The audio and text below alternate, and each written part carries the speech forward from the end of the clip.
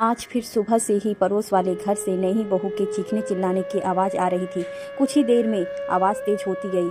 अब बहू के चीखने के साथ साथ सामान फेंकने की आवाज़ें भी आ रही थी।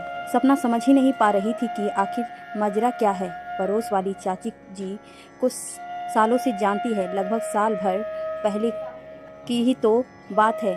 कितनी खुशी खुशी वो सपना के घर मिठाई लेकर आई थी। सपना ले मिठाई खा। किस बात की मिठाई बांट रही हो? चाची विनोद की नौकरी पक्की हो गई है। अरे क्या ज़रूरत है उसे नौकरी कराने की, शादी तय हो गई। उसकी बहुत अमीर खानदान है, दहेज में तो पूरा घर भर देंगे। हमारा 2 ही लड़कियां हैं, बाप का बहुत बड़ा बिजनेस है, सब बेटियों का और दामाद का ही होगा। मैंने तो विनोद को अभी से समझा दिया था, थोड़ा पापा जी कहकर अपनी तरफ बनाए रखना, बाद में अपने लिए कोई बिजनेस शुरू करवा लेना। लेकिन चाची यह तो गलत है ना, विनोद कोई काम नहीं करता, दोस्तों में ही रहता है, घूमना फिरना, रात में लेट आना, ऐसे में उसकी शादी कराना क्या ठीक होगा? देखो सपना, तुम पड़ोसी हो तो पड़ोसी बन के रहो, मेरे बेटे में खामियां की कोई कमी ना निकालो। अरे लड़कों के तो शौक होते हैं, घूमना फिरना, दोस्ती यारी करना, शादी के बाद सबके नाक में नकेल पड़ जाती है। तुम जब मेरी बहू को देखोगी ना तो देखती ही रह जाओगी, इतनी खूबसूरत है ना कि विनोद तो उस पर लट्टू हो गया है। चाची जी सपना को मिठाई देकर दूसरे के घर चली गई, लेकिन सपना वहीं खड़ी खड़ी सोचती रही कि जो लड़का सुबह से लेकर रात तक घर से बाहर रहता है, खाना पीना क्या करता है किसी को नहीं पता, चाची जी को बहला फुसलाकर पैसे लेता रहता है। एक तरफ से कहा जाए सिर्फ आवारा है, ऐसे में इतने अच्छे परिवार की लड़की मिल गई। क्या लड़की के परिवार वालों ने कोई जांच पड़ताल नहीं की है? कुछ ही पलों में अपने सारे ख्यालों को झटक सपना अपने घर के कामों में व्यस्त हो गई। चाची जी से बातचीत करने पर मालूम हुआ कि यह शादी उनकी एक रिश्तेदार जो लड़की की बुआ लगाती है, उन्होंने ही अपने भरोसे पर तय कराई है। कुछ ही दिनों में झट मंगनी और पट ब्याह हो गया। चाची जी के कहे अनुसार उनकी बहू वास्तव में चांद का टुकड़ा थी। इतनी शांत, इतनी प्यारी सी लड़की देखकर सपना का दिल भर आया और ईश्वर से बस एक ही प्रार्थना निकली कि हे ईश्वर, इसे खुश रखना। शादी के कुछ ही महीनों तक सपना ने विनोद में वास्तव में सुधार देखा। विनोद ने अपने ससुर जी की मदद से एक महंगा स्टोर भी खोल लिया। सब कुछ बहुत अच्छा चल रहा था। नई बहू के पैर भारी हुई और उसने एक प्यारी सी बिटिया को जन्म दिया। चाची जी कुछ नाखुश थी कि पहला बच्चा तो बेटा ही होना चाहिए, लेकिन बिटिया के शुभ कदमों ने मन से नकारात्मक विचारों को निकाल कर बाहर किया और सारा परिवार हंसते मुस्कुराते जीने लगे। कुछ ही महीने की हुई थी बिटिया की, एक दिन चाची के घर से लड़ाई झगड़े की आवाज़ें आई, लेकिन यह आवाज़ें अब रोज़ की ही होने लगी। एक दिन चाची जी से हिम्मत करके पूछ ही लिया, क्या बताइए बेटा, इन आजकल की लड़कियों के नखरे ही खत्म नहीं होते। महारानी जी को घर में काम वाली बाई चाहिए, उसकी लड़की को मैं संभाल लेती हूँ, फिर भी उसे खाना बनाने में तकलीफ़ है। चाची जी अभी वह नई माँ बनी है, इसीलिए थोड़ी मदद चाहती होगी। झाड़ू पोछा बर्तन के लिए रख लीजिए, एक बाई, उसका काम आसान हो जाएगा। पहले तो आपके घर पर होती थी, आपने हटा क्यों दी? अरे जब बहू आ गई तो बाई का क्या काम, मुझ बढ़िया से घर के काम संभालने नहीं थे, इसीलिए लगाई थी। चाची जी का जवाब सपना को बिल्कुल अच्छा नहीं लगा, लेकिन फिर भी उन्हें समझाने के लिए, चाची जी अब वो विनोद भी अच्छा काम कमाता है, फिर बाई लगाने में क्या दिक्कत है?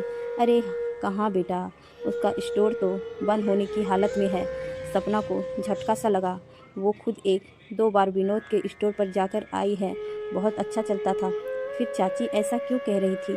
चाची जी अगर कोई और परेशानी हो तो मुझसे कहो, शायद मैं कुछ मदद कर पाऊँ।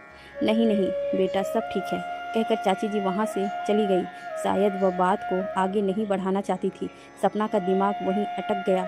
शाम को जब सपना के पति दुकान से घर वापस आए तो सपना ने विनोद का जिक्र छेड़ा। विनोद और उसके स्टोर के बारे में जो मालूम हुआ, उसको सुनकर सपना के होश उड़ गए और लड़ाई झगड़े का सारा मांजरा समझ आ गया। असल में विनोद कभी सुधरा ही नहीं था। कुछ दिन वह स्टोर पर बैठा, उसके बाद नौकरों के भरोसे छोड़कर वहीं अपनी दोस्ती यारी में लग गया, क्योंकि स्टोर का मालिक बन गया था। अमीर लड़की से शादी हुई थी तो दोस्तों के बीच रुपये पैसे खिलाने पिलाने का दिखावा भी जरूरी था। बस स्टोर बहुत ज़्यादा घाटे में चल रहा है और उड़ती उड़ती खबर यह भी है विनोद के ससुर जी ने उसे बंद करने की हिदायत भी दे दी है। सपना एक दिन चाची के घर पर ना होने पर उनकी बहू से जाकर मिली तो मालूम हुआ कि विनोद शराब पीकर उस पर हाथ उठाता है और कई बार बेटी को गोद में लिए लिए बाहर चला गया और कहीं भूल कर वापस आ गया। कभी कोई दुकान वाला, कभी कोई पड़ोसी उसकी बेटी को वापस घर पहुंचा कर जाता है। जब सपना ने पूछा कि तुम अपने मम्मी पापा के पास वापस क्यों नहीं चली जाती हो, बहू का जवाब था, भाभी मेरी बहन की शादी की बात चल रही है। ऐसे में अगर मैं ससुराल छोड़कर मायके में जाकर बैठ जाऊं तो मेरे साथ साथ मेरी बहन पर भी लांछन लगेंगे और उसकी ज़िंदगी खराब हो जाएगी। जब शादी के पहले विनोद फोन पर बात करता था तभी मुझे उसका लाइफ स्टाइल अच्छा नहीं लगता था। मैंने पापा से कई बार यह बात कही लेकिन पापा ने कहा कि एक शरीफ खानदान का अच्छा लड़का है और थोड़े बहुत ऐब तो जवानी में सभी लड़कों में होते हैं। आज पापा बहुत पछताता है, बहुत दुखी है, लेकिन अब क्या कर सकते हैं। बहन की शादी होने के बाद भी अगर कुछ ठीक नहीं हुआ फिर सोचूंगी क्या करना है।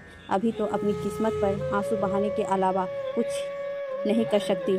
सपना अपने घर वापस जाते हुए यह सोचती रही थी कि आखिर धोखा किसने किसको दिया। लड़के वालों ने यह जानते समझते हुए कि उनका लड़का जिम्मेदारी उठाने के काबिल नहीं है, एक लड़की की ज़िंदगी खराब कर दी। लड़की वाले ने बस खानदान परिवार का नाम सुनकर लड़के की जांच पड़ताल ठीक से नहीं की और दहेज जैसी उत्प्रथा को बढ़ावा दिया। यहाँ तो कुछ सुधारना था ही नहीं और लड़की के माता पिता को भी अपनी गलती का एहसास हो चुका था। जल्द ही वह अपनी बेटी और नातिन को वहाँ से ले गए। सपना अभी भी टच में है और उसको अपने पैरों पर खड़ा होकर अपनी नई ज़िंदगी शुरू करने के लिए प्रोत्साहित कर रही है। दूसरी तरफ दोनों तरह के खानदान वाले इसी प्रयास में कार्यरत हैं कि वापस में बैठकर समझा बुझाकर लड़का और लड़की को साथ ला सके। क्या यह सही होगा? अगर आज फिर से वही लड़की वापस ससुराल आ जाती है तो क्या गारंटी है कि उसका जीवन और पति सुधर जाएंगे? दोस्तों, आज के समय में बहुत आम बात हो गई है यह कहना कि बहू ससुराल वाले के साथ रहना नहीं चाहती और बहुत से परिवार दहेज देकर या दामाद को बिजनेस में मदद करके अपनी बेटी के लिए खुशियाँ खरीदना चाहते हैं, जो कि पूरी तरह से गलत है। कहते हैं आजकल के रिश्ते बड़े कच्चे हैं, बड़ी जल्दी टूट जाते हैं। रिश्ते के पक्के होने के लिए हमेशा से औरतों ही खुद की कुर्बानी देती आई है। आज की पीढ़ी अपनी कुर्बानी देने नहीं चाहती। एक रिश्ते में घुट घुट कर जीने से अच्छा है वह अलग होकर स्वतंत्र जीना चाहती है। आपकी क्या राय है? पहले की तरह पक्के रिश्ते होने चाहिए या आज की तरह अपने बारे में सोचने वाली स्त्रियां बेहतर हैं?